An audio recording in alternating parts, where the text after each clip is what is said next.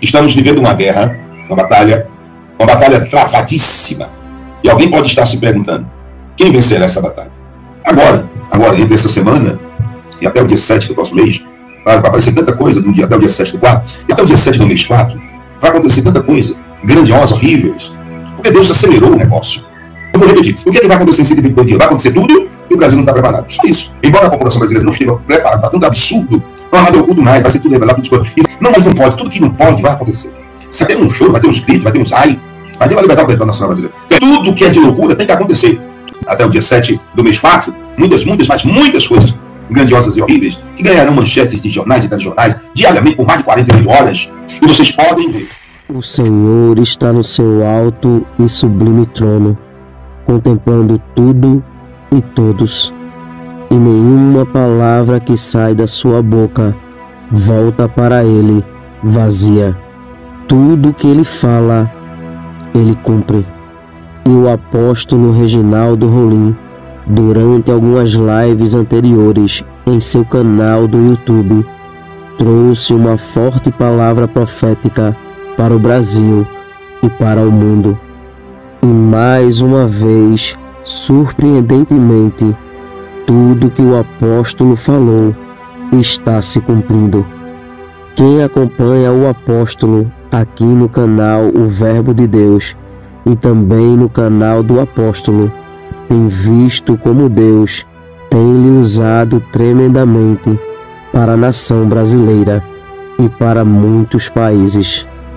Então, como sempre, está um vídeo muito sério, muito importante. Então já entre aqui, deixando o seu like, se inscreva no canal e ative o sininho das notificações, para quando postarmos mais vídeos como este, você receba em primeira mão. E também para que o algoritmo do YouTube reconheça que este vídeo é relevante e compartilhe para mais pessoas, fazendo assim uma grande corrente patriota. Fique agora com mais uma palavra que está se cumprindo, dita pelo apóstolo Reginaldo Rolim. Confira. Aí na ocasião vai acontecendo muitas coisas e alguém pode estar se perguntando quem vencerá essa guerra em território nacional brasileiro que parece invencível. Alguém pode estar se perguntando quem vencerá essa guerra em território nacional brasileiro que parece invencível. É importantíssimo que você convide mais pessoas e deixe o seu link, que é o seu like, sua curtida, para que o YouTube possa notificar outras pessoas que se interessem por aqui está escrito. Nós estamos vivendo uma guerra, uma batalha travadíssima. E alguém pode estar se perguntando, quem vencerá essa batalha? Alguém pode estar se perguntando. Os dias que estão vindo aí são dias dificílimos. E Deus manda que eu diga isso, são dias dificílimos. Hoje eu aguando as plantas, que gosto de aguar, eu sinto a presença de Deus e ela me dá muita paz, a presença de Deus. Muita paz. E Deus disse, vá, adentre na live, pregue a minha palavra um pouco e deixe que eu use a sua boca. E assim eu estou fazendo, e Deus mandou entrar na guerra de Golias com Davi. E Deus mandou citar na palavra que a nossa briga não é contra a carne, contra sangue. Gente, isso é um segredo para quem descobre esse segredo, é grande. Você está lutando e não está levando o seu adversário para o campo de batalha. O campo de batalha de quem anda na carne é levar o que anda na carne para o campo espiritual. Por detrás de todas as autoridades existem posteridades, né? Atrás delas. Se eu posso titular essa live, eu titularia os dias que não se poderão mais esconder a verdade. Não se poderão mais esconder qualquer tipo de verdade. Ninguém conseguirá esconder qualquer tipo de verdade. A minha única tristeza, que ficava meio assim, meio angustiado, é que a nação brasileira, ela não está pronta mais do que a sua metade, muito mais do que a sua metade, 60%, não está pronta para isso. E mais da sua totalidade, 60%, não está preparado para as grandes coisas que estão para vir aí. Agora, entre essa semana e até o dia 7 do próximo mês, vai aparecer tanta coisa até o dia 7 do 4, eu até fico assim, porque algumas pessoas não entendem quando eu dou datas. Quando eu dou data, é só um limite, não é que do dia 7 vai acontecer, o mundo vai se acabar dia 7, ou vai haver um terremoto dia 7, ou vai haver uma libertação dia 7, nada tem a ver com isso. Quando eu entrego data de acontecimento que até aquele dia, e Amós capítulo 3, versículo 7, vocês já estão acostumadíssimos a ver dizer isso, certamente o Senhor não fará coisa alguma sem revelar o seu segredo de seus servos profetas. Então, quando eu digo assim, até o dia 7 agora, não estou dizendo que vai se resumir tudo. Uma guerra não se resume do dia para a noite. A guerra da Ucrânia tem mais de 3 anos, ninguém acabou com a guerra da Ucrânia. Deus já preparou a nossa vitória, mas é dia de guerra. E os anjos do Senhor acampam ao redor do território nacional brasileiro, mas é dia de guerra, é dia de luta, é dia de peleja. Eu não vou aqui deixar de dizer o que Deus está mandando dizer, porque algumas pessoas não entendem. Só até pessoas esquerdas que vai lá e perguntam, por que isso, por que aquilo? Ou então, Tomé existiu desde o tempo de Jesus. Então, vamos lá. Até o dia 7 do mês 4, vai acontecer tanta coisa, grandiosa, horríveis, porque Deus acelerou o negócio. O que mais todos os seres humanos querem é que acabe tudo que eles estão vivendo no território nacional brasileiro. Não adianta deputados e senadores gritar. Já deu para ver que os gritos não estão adiantando. Por isso o Senhor Jesus interviu no dia 20. Abriu um portal ali no dia 20. E o portal, Deus disse, sai o homem e todas as autoridades em território nacional brasileiro e mundial, e entra o espiritual. O espiritual vai decidir. E olha que o espiritual não perdoa, não. O espiritual não perdoa. Saul mata o rei, mata tudo, e ele desobedeceu e poupou. E aí ele, que era rei de Israel, perdeu a sua postura e o seu reinado, e o profeta Samuel, da qual gostava muito dele, o que fez? Estava com peninha dele, o Senhor disse, Samuel, até quando tu terás dó de Saul, ele deu rejeitado. Então, o que vai acontecer em 122 dias? Vai acontecer tudo que o Brasil não está preparado. Eu vou repetir. O que vai acontecer em 122 dias? Vai acontecer tudo que o Brasil não está preparado. Só isso. Tudo que não está preparado. É como se fosse, não estou dizendo que é, estou dizendo como se fosse uma pandemia de 2020, poderosíssima, só que não é uma pandemia, não é uma doença. Não é uma doença. É coisa que os olhos de vocês irão ver. Absurdo sobre absurdo, sobre absurdo, sobre absurdo, sobre absurdo. E uma intervenção de Deus no reino espiritual. Mas vocês poderão ver a Globo, a Record, a SBT, o UOL, o Estadão. Vocês poderão ver, porque aqui vocês estudam tudo antecipadamente, dias e alguns meses, do que vai acontecer. Porque aqui é um canal espiritual de uma pessoa dotada em sonho. E existem pessoas inteligentíssimas que estão me assistindo nesse exato momento em todo o território nacional e internacional. E eu estou dizendo, afirmando, quem sonha eu vi. E sonho meu acontece, eu fico impressionado. Eu vi. Ah, não tem? Vai se preparar tudinho, bem preparado. Ah, porque não pode, você está falando uma coisa que é inconstitucional. E me diz qualquer constitucional hoje em dia, pelo amor de Deus. Então, você falar uma coisa que não é, vai quebrar protocolo, vai quebrar paradigma, vai quebrar tudo, meu amigo, vai ser rasgado. Tudo. O que não pode, Deus está dizendo assim, vai lá. Deus vai libertar o território nacional brasileiro, mas não é, vai ter um choro, vai ter uns gritos, vai ter uns ai, mas Deus vai libertar o território nacional brasileiro. Bem, se não, Deus diz assim, se não quisesse, não quiser se libertar pelo acordo, se não quiser se libertar pela normalidade, se não quiser se libertar pela união, se não quiser se libertar pela amizade, agora eu vou intervir e comigo não tem acordo. Comigo ninguém se barganha. Foi o sonho que eu tive. Ó, tem gente que não resolve os seus problemas de um dia para o outro e nem consegue se resolver em um ano. Tem pessoas que têm problema e não se resolveram durante 30 anos de vida que tem. Aí está querendo que o Brasil se liberte de um dia para a noite como se fosse um passe de mágica. A não ser que tivesse uma guerra aqui. E tudo que tivesse errado no território nacional brasileiro fosse considerado terrorismo e o exército americano viesse aqui, tivesse uma guerra, invadisse para prender e tudo mais. Aí você e sua família ficariam refém. Aí você sabe que nem Jesus Cristo fez as coisas em pouco dia. Quando se dá uma data, eu vou falar para quem não entende, para não chamar de tampado, quando se dá uma data, não está dizendo que ali naquela data vai acontecer. Se você assistir toda a data, até esta data, quem está espírito penetra todas as coisas, ainda mais profundamente. É pelo espírito que eu estou dizendo. É pelo espírito. Eu não estou aqui indicando, eu não quero ser ignorante, não. Eu não estou aqui uma pessoa mais tampada que seja, mais tampada que seja. Eu vou abrir o cérebro dela e vou botar nela. Eu não estou aqui dizendo que até o dia 7 do mês 4 vai acontecer isso, não. Eu estou dizendo que até o dia 7 do mês 4 vai acontecer tanta loucura. Mas tanta loucura, que a gente vai ficar assim, meu Deus. Então, para de ter esse negócio de dizer, você viu o que aconteceu, você viu. Não, tudo que é de loucura tem que acontecer. Tudo que é de loucura tem que acontecer. Tudo que é de loucura tem que acontecer. Tudo que é de loucura tem que acontecer.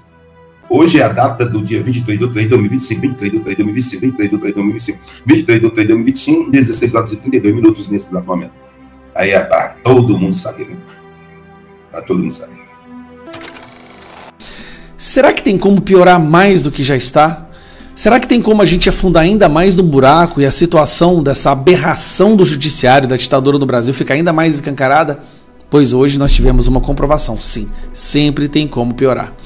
Ao longo das últimas semanas, milhões de pessoas se mobilizaram nas redes sociais para conseguirmos as 257 assinaturas da anistia, do requerimento de urgência. Milhões de pessoas foram para as ruas, celebridades entraram no jogo, Augusto Cury gravou vídeo e depois de um esforço que eu acho que nunca foi feito antes, de uma forma tão coesa, numa sintonia nos 4 cantos do Brasil, nós conseguimos aquilo que eles achavam que era impossível. Conseguimos as 257 assinaturas. Na verdade, nós já temos 267 assinaturas para o requerimento de urgência da anistia. Ou seja, já não tem como eles pararem o que já está em andamento. Hugo Mota pode até tentar atrasar, mas isso é algo que não tem como ser parado. São 267 assinaturas individuais, eu disse em outros vídeos. Não são assinaturas de líderes, mas são assinaturas individuais. O que o STF decide fazer? Essa notícia aqui, cara, não falta mais provas de que a gente vive um estado de exceção.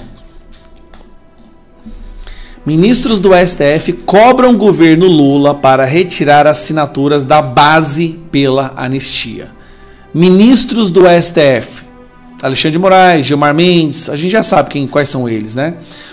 Barroso, cobram o governo Lula. Nós estamos falando do STF interferindo no executivo para que o executivo mande os parlamentares retirarem as assinaturas de um projeto de lei que é prerrogativa nossa, dos deputados. Cara, isso aqui é uma daquelas manchetes que a gente fala, agora sim chegou no fundo do poço, não tem como piorar. Vamos lá. Integrantes do Supremo Tribunal Federal enviaram recados, olha só, parece gangsters, né? Recados a membros do governo Lula sobre a necessidade de entrar em campo para retirar votos de apoio à anistia. Mais de 100 deputados do partido da base do Lula assinaram a urgência da proposta, que tramita na Câmara. Como informou a coluna, a alta adesão de parlamentares da base ao projeto causou grande irritação ao Palácio do Planalto. Deputados de partidos com cargos no governo federal assinaram a proposta para que a anistia tramite em regime de urgência, ou seja, sem passar pelo rito de comissões da Câmara. A ministra de Relações Institucionais, Gleisi Hoffmann, chegou a dizer que acredita que... Aqui foi aquela frase da Gleisi Hoffmann, onde ela começa a admitir, até aumentar aqui um pouquinho, que como não tem como mais barrar a anistia, talvez está na hora de começar a pensar... Aqui, aumentar. Talvez está na hora de começar a pensar em liberar. Ela foi esperta. A Gleisi Hoffmann aqui foi a única pessoa que foi esperta. Na avaliação dos membros da corte, o presidente da Câmara, Hugo Mota, não vai segurar a pressão de pautar a anistia por algum tempo, apesar da urgência da proposta já ter chegado... vai segurar, né, por algum tempo, já ter chegado a 257 assinaturas. O entendimento dos magistrados é que a equipe de Lula e o próprio presidente, se for necessário, devem fazer um corpo a corpo junto a partidos. Olha o que o STF está falando. O STF está falando para o presidente o seguinte: vai lá e tira essas assinaturas. Isso é uma espécie de ameaça, né? Até o projeto ser protocolado na Câmara, os parlamentares podem retirar o apoio. Ou seja, o projeto provavelmente será protocolado amanhã, segunda-feira. Então hoje nós estamos vendo o STF trabalhando, olha que incrível, né? O STF trabalhando no domingo. Para quê? Para impedir, ou para melhor, para ameaçar deputados para que eles retirem as assinaturas. Gente, vocês têm noção do que é isso? Isso é um crime. Um crime passível de impeachment. Isso aqui, ó, lei do impeachment. Aos juízes é vedado dedicar-se à atividade político-partidária. Qual é o exemplo de atividade político-partidária? Não sei, mas talvez mandar o presidente do Brasil tirar assinaturas, ameaçar deputados para que eles retirem as assinaturas. Eu acho que isso é uma atividade político-partidária. Aí vai lá, ó.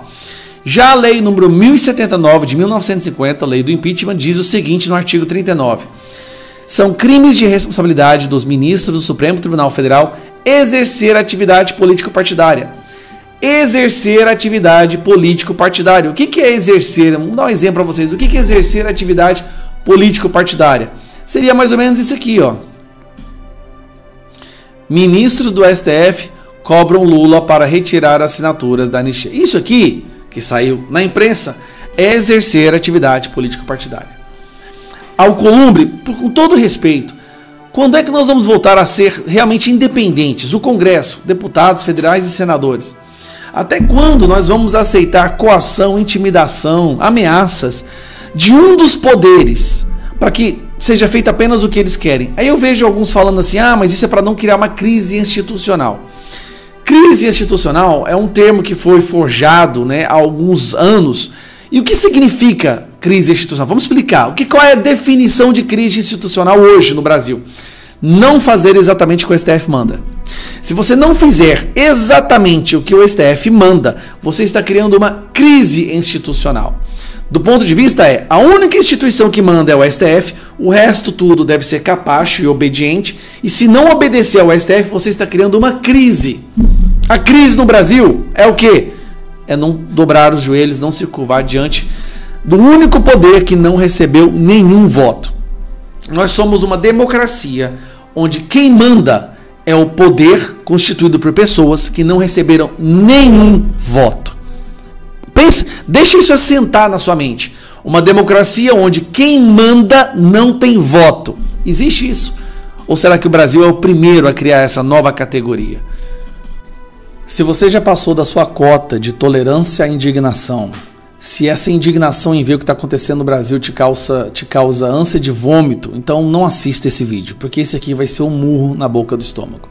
Há não muito tempo atrás, o Brasil ficou muito famoso internacionalmente. E não foi por causa do futebol, nem por causa do carnaval, nem Ayrton Senna.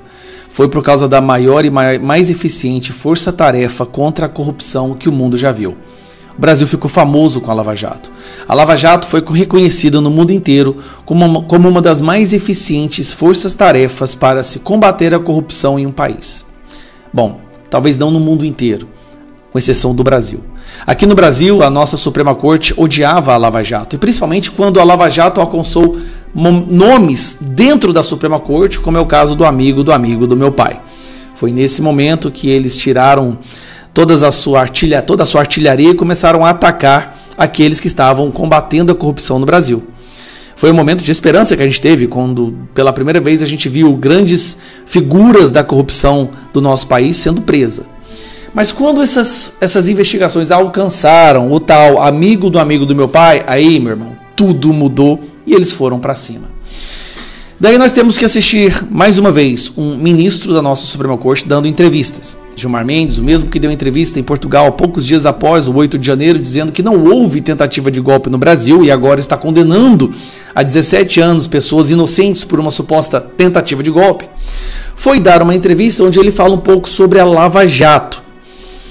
Então, como eu digo, se você já não aguenta mais indignação, não assista esse vídeo. Toda a impressão, tudo aquilo que depois se revelou na chamada Vaza Jato e depois Operação Spoofing, parece que eu já sabia. Que o juiz combinava com os procuradores, as ações, e depois isso tudo ficou provado. Uma pausa rapidamente aqui.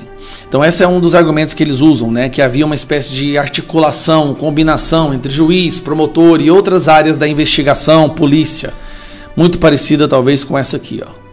Diálogos apontam que Moraes escolhia alvos de investigação e pedia ajustes em relatório, diz jornal. Não diz o jornal.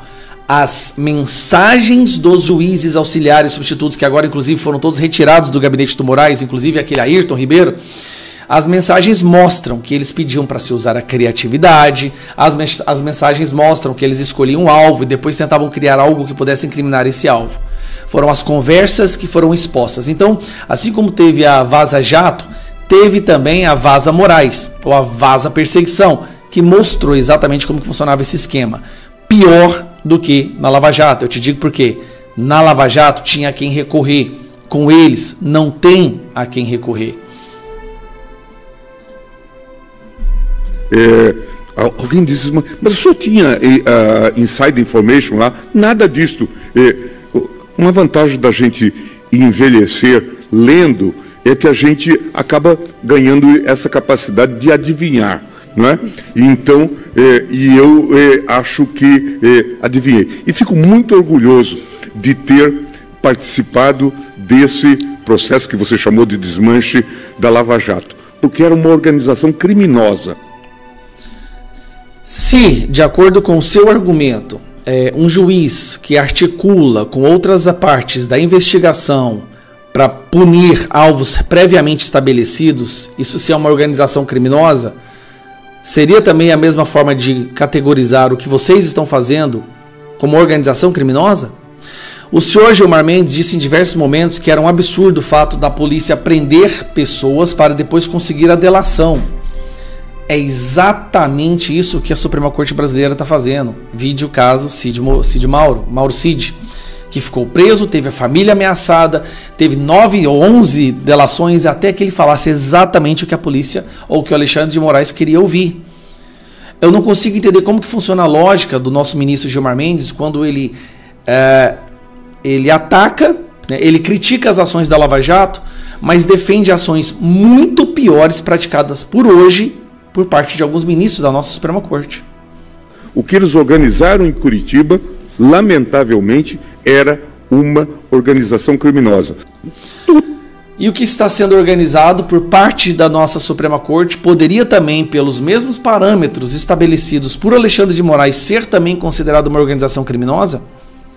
Use a criatividade, o alvo é Eduardo Bolsonaro, ache alguma coisa sobre essas pessoas, mande calar, censurar essas pessoas, prender outras pessoas até que elas fizessem uma delação que fosse exatamente o que eles estavam querendo ouvir. Felipe Martins, 10 dias numa solitário, que por si só é um absurdo, isso não se pode fazer. Mauro Cid, 11 delações para conseguir que ele falasse exatamente o que vocês queriam ouvir, para fabricar uma denúncia na qual o Gonê foi lá e aceitou, na verdade acrescentou novas coisas. Reportagens que saem na matéria de toda a imprensa brasileira dizendo que os juízes têm medo de contradizer o Alexandre de Moraes como se ele fosse o dono do STF, porque tem que manter o corporativismo e todos têm que se blindar, porque se cair um, começa uma reação em cadeia e outros podem cair também. Então eu fico assim, pasmo de como que funciona a lógica dessas pessoas que se dizem defensores da democracia, guardiões da Constituição, e que há pouco tempo atrás faziam discursos lindos em relação à defesa dos acusados, de que você não pode prender e depois pedir delação, de que você não pode ter articulação entre partes separadas da acusação, e agora nós temos isso aqui como se fosse a coisa mais normal do mundo. E o Gilmar Mendes defende isso. Isso pode. Mas eu vou te dizer por que o que está acontecendo na Suprema Corte é muito pior com a Lava Jato. As decisões da Lava Jato vinham na primeira instância. Aquela pessoa poderia recorrer na segunda e depois na terceira. E no caso da Lava Jato, as 3 instâncias concordaram com as acusações. O que o STF está fazendo hoje, o que parte do STF está fazendo hoje, é a mesma coisa do que eles dizem que a Lava Jato fazia, só que tem uma agravante. Com a Suprema Corte não tem a quem recorrer. Talvez o Lula não está preso hoje porque o Lula tinha quem recorrer, e ele recorreu aos amigos que ele indicou para a Suprema Corte. Mas quando as decisões vêm diretamente da Suprema Corte, a quem nós poderemos recorrer? Não há. Não há a quem recorrer. Essa é a situação. Essa é um dos fatos jurídicos do Brasil que mais tiram a esperança do povo brasileiro em relação a uma justiça séria, imparcial. Agora nós temos aí uma denúncia absurda contra Bolsonaro por falas. Nenhuma coisa que está ali naquela denúncia é fatos. São todas falas. Suas falas inflamadas incentivaram as pessoas a agir de determinada forma. As falas inflamadas, pelo amor de Deus, o que aconteceu na Lava Jato tinha milhões de evidências. Pedalinho com nome, fotos aéreas, conversas, delações, centenas de delações. No Bolsonaro tem uma delação. Uma. Do Lula tem dezenas, não eram centenas, mas dezenas de delações. Várias evidências. Do Bolsonaro não tem nada. Absolutamente nada. Mas o que a Lava Jato fez é um crime e o que o STF está fazendo é um favor à nossa democracia. Faça-me o favor. Olha, sinceramente, eu não sei como que a gente aguenta viver com tanta indignação com o que eles estão fazendo. Deus irá mostrar para algumas autoridades da nação brasileira que Ele é o único dominador e controlador de todas as coisas e que tudo está na palma de suas mãos e Ele faz o que quer e com quem quer a qualquer momento. pois tudo se submete à sua ordem e à sua autoridade. Cada dia que se passa, Deus vem mostrando ao povo brasileiro que está trabalhando em prol desta pátria e que tudo que está em oculto será revelado. Tudo que está encoberto, o Senhor trará à tona, porque Deus é a verdade e diante dela a mentira não prevalece. Que Deus abençoe este país. Que Deus abençoe a vida do apóstolo Reginaldo Rolim, sua casa, sua família e seu ministério. Este vídeo vai ficando por aqui. Não esqueça de deixar a sua opinião aqui nos comentários. Temos um encontro marcado para o próximo vídeo. E não se esqueça, o Verbo é de Deus. Até o próximo vídeo.